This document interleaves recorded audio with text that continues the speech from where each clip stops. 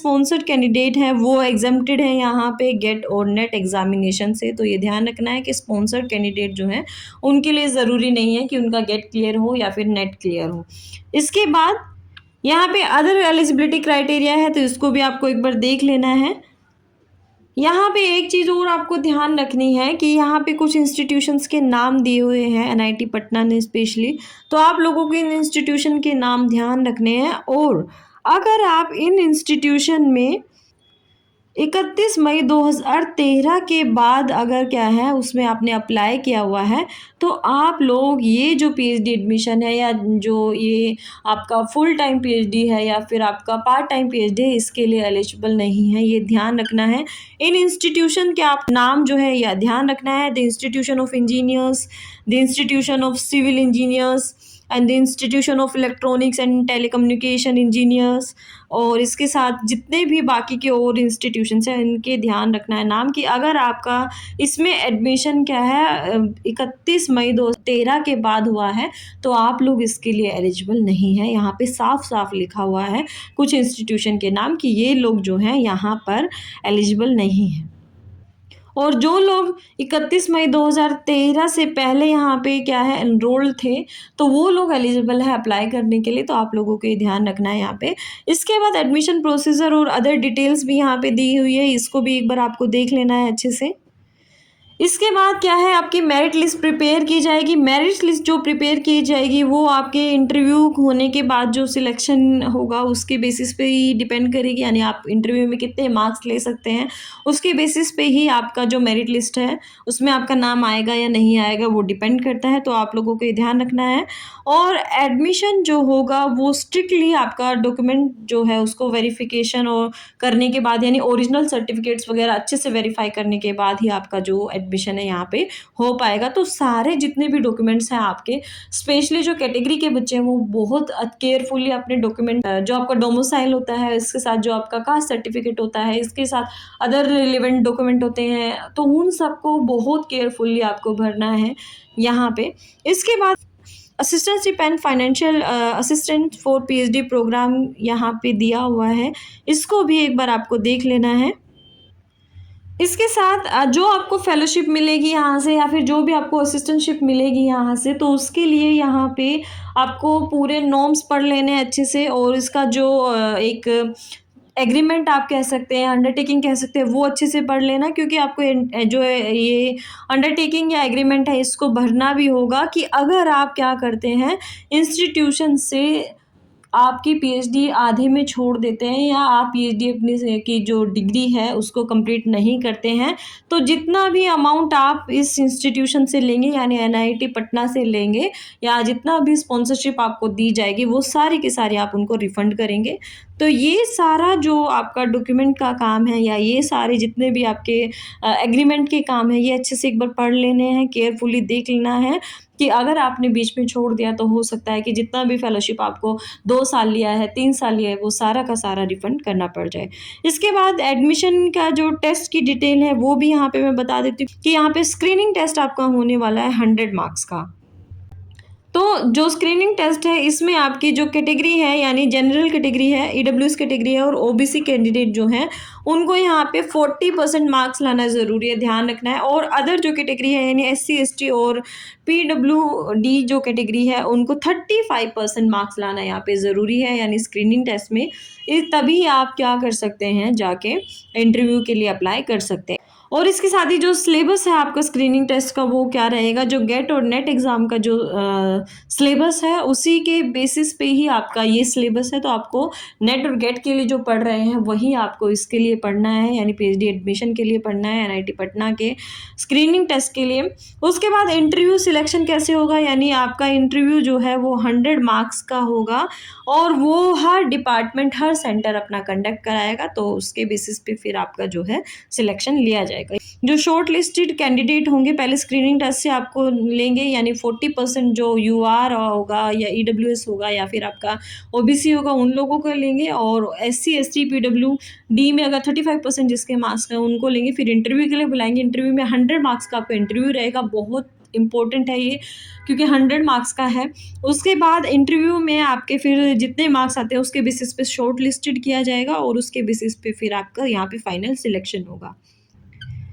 इसके बाद fees structure भी आपको देख लेना है कि आपका जो ये इंस्टीट्यूशन का जो फ़ीस स्ट्रक्चर है वो क्या है। तो यहाँ अगर आप फ़ीस स्ट्रक्चर में देखें तो हॉस्टल और मेस फ़ी को एक्सक्लूड करके यहाँ पर सिर्फ एडमिशन के लिए ही आपको 59,750 रुपीज़ सबमिट करना पड़ेगा फर्स्ट सेमेस्टर के एडमिशन टाइम में। तो ये फ़ीस स्ट्रक्चर भी आपको देख लेना है। इसके साथ डॉक्यूमेंट का जो है वो रिक्वायर क्या-क्या रहेंगे वेरिफ़िकेशन के टाइम में, स्क्रीनिंग टेस्ट, इंटरव्यू और एडमिशन के समय में। तो कैंडिडेट के लिए उसका फ़ोटो, आई कार्ड यानी ओरिजिनल आपके जो भी फ़ोटो आईडी कार्ड है वो उस जैसे आपका आधार कार्ड है, पैन कार्ड है या फिर ईपीआईसी ड्राइविंग लाइसेंस है। तो ये सारे जितने भी इनकी फ़ोटोकॉपी और इसके साथ-साथ आपके ओरिजिनल डॉक्यूमेंट होने चाहिए। अगर आप गवर्नमेंट एम्प्लॉयी हैं, तो गवर्नमेंट एम्प्लॉयी का आपका जो आईडी कार्ड है या पब्लिक सेक्टर ऑर्गेनाइज़ेशंस हैं, कुछ भी है आपके पास ऐसा, तो उनका आईडी कार्ड जो है वो आपके पास ओरिजिनल होना चाहिए, साथ में आपका फ़ोटोकॉपी भी इसकी होनी चाहिए। इसके साथ अदर जो डॉक्यूमेंट है वो इंटरव्यू के समय आपको सेल्फ अटेस्टेड डॉक्यूमेंट यहाँ पे लेके जाना है। तो ये ध्यान रखना है कि जितने भी डॉक्यूमेंट आपके हो वो सारे के सारे क्या हो, सेल्फ अटेस्टेड हो। डॉक्यूमेंट उसमें क्या-क्या चाहिए आपको, इसमें आपको चाहिए होगा आपका हाई स्कूल का सर्टिफिकेट, इसके बाद मार्कशीट ऑफ क्वालिफाइंग एग्जामिनेशन, इसके बाद आपका कैरेक्टर सर्टिफिकेट यानी जो आपके इंस्टीट्यूशन है वहाँ के जो हेड है उनसे आपका जो कैरेक्टर सर्टिफिकेट है वो इशू होना चाहिए। इसके बाद आता है सर्टिफिकेट ऑफ स्पॉन्सरशिप यानी जहाँ से आपको स्पॉन्सरशिप मिल रही है उसका सर्टिफिकेट आपको लगाना है। नो ऑब्जेक्शन सर्टिफिकेट लगाना है फ्रॉम पेरेंट एम्प्लॉयर। इसके बाद कास्ट सर्टिफिकेट लगाना है जो ओबीसी के है, नॉन क्रीमी लेयर के, ईडब्ल्यूएस है उनको 1 अप्रैल 2025 के बाद का आपको सर्टिफिकेट यहाँ पे देना होगा।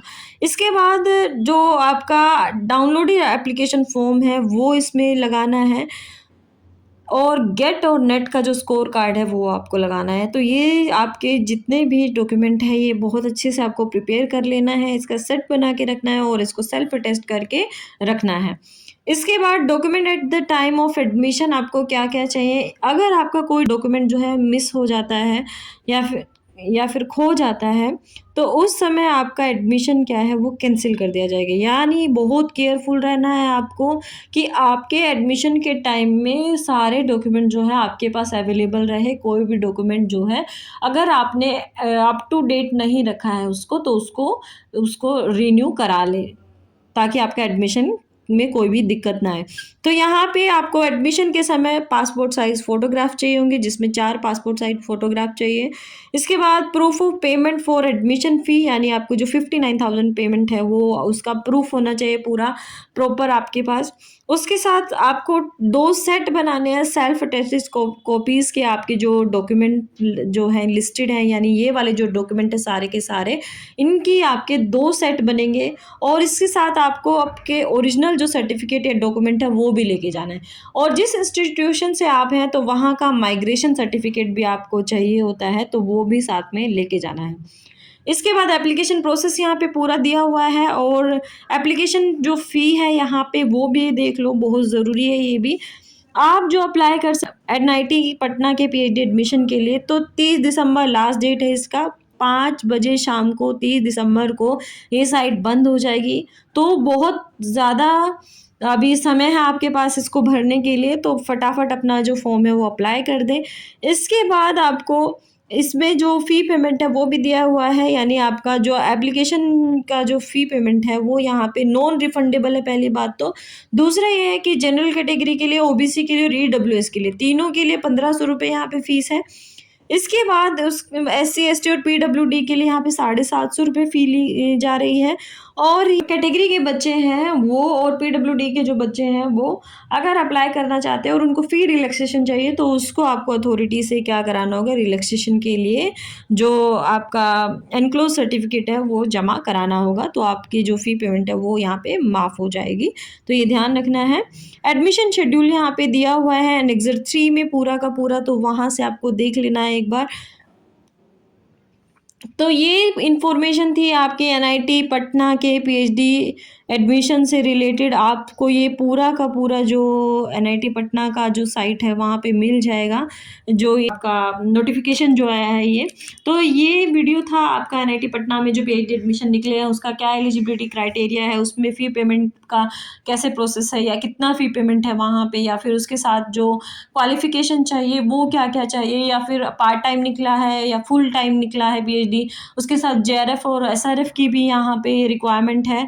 तो ये वीडियो आप लोगों के लिए मैंने शेयर किया है ताकि आप लोग जो भी पीएचडी के लिए खोज कर रहे हैं या देख रहे हैं कि एनआईटी से या फिर आप लोग अच्छे इंस्टीट्यूशन से करना चाह रहे हैं पीएचडी, तो ये आपके लिए एक सुनहरा मौका है। वीडियो पसंद आई हो तो लाइक कीजिए, हमारे एचके अकेडमी चैनल को सब्सक्राइब करना ना भूलें। मिलेंगे नेक्स्ट वीडियो में, तब तक के लिए थैंक यू।